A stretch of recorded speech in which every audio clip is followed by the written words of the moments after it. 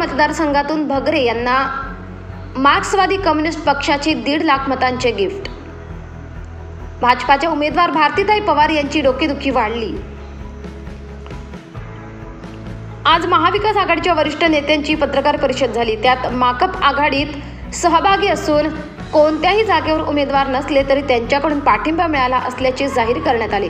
दिंडोरी मतदारसंघात देखील माजी आमदार गावित यांनी आज आपला प्रचार थांबवला। सकाळी राष्ट्रवादी काँग्रेसचे नेते दत्तात्रय पाटील व अन्य पदाधिकाऱ्यांची चर्चा झाली।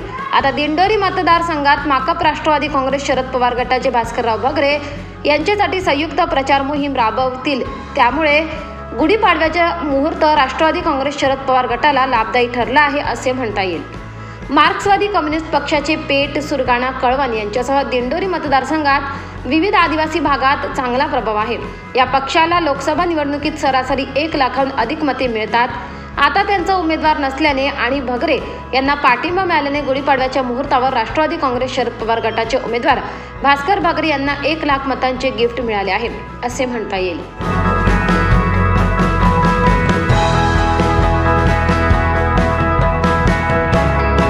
24 लाईव्ह महाराष्ट्र न्यूजसाठी पुंजाराम खांडवी, पुनत खोरे, कळवण।